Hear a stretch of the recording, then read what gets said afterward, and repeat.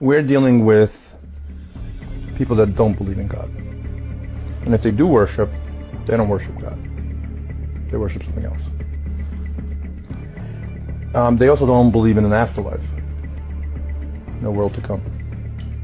And if you ask them one simple question, what happens to human consciousness when someone dies? They say it goes away, extinguishes. Oblivion, nothing. This is what they say, not me. And the one thing that these degenerates up to this point haven't been able to accomplish is escape death. But they don't want to die because there's nothing, and now here they're all powerful, right? They have billions, they control humanity. So there have been the last 30, 40 years working, spending billions, working on technology that they believe, I'm not sure if it's possible or not, but they believe that they can create a new life form, a hybrid, organic, inorganic platform with artificial intelligence. But more importantly, they can download their consciousness into that humanoid life form. And so, you know, they have a problem. This physical body at some point begins to break down, right? And so everyone dies. So they want to transfer their consciousness into this new artificial body, life form, and escape death. And then when that machine begins to break down, they'll just download it to the newer version, 2.0. It sounds like fantasy, it sounds like science fiction, except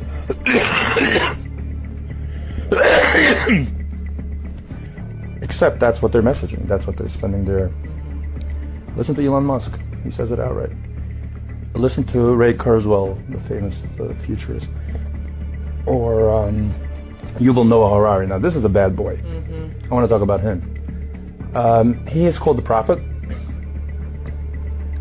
by Klaus Schwab, Bill Gates, Zuckerberg, and Obama calls him his favorite author. He did it on CNN.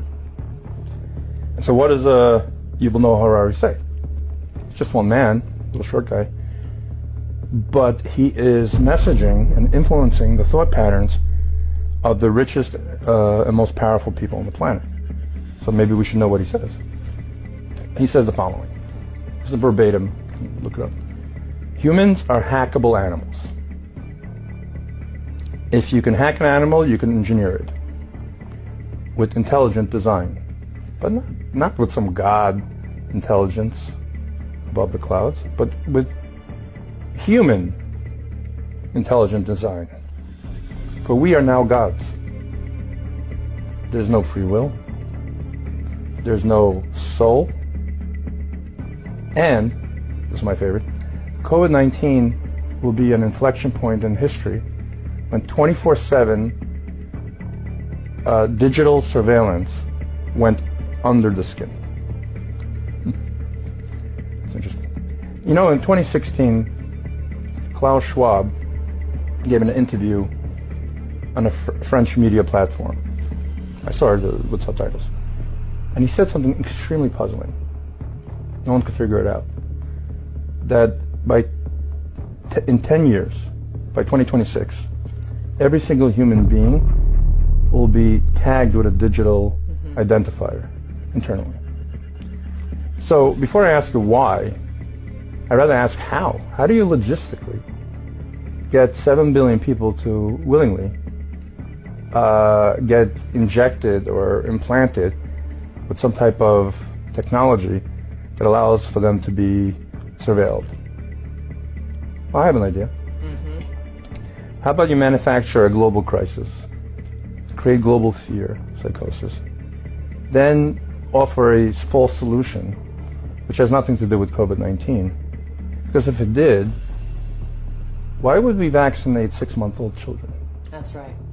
According to the CDC, children have a 99.998% chance of recovery from COVID with no treatment. It's actually safer than the flu. There's no medical reason to inject them with something that is leaving the Sherman March is child's play compared to what this vaccine is doing. It's a carnage. Why would I inject that into a child? not for medical reasons. There are other reasons, which we'll discuss. But one of them is to transition the world to a world of maximum control, surveillance, and in other words, slavery.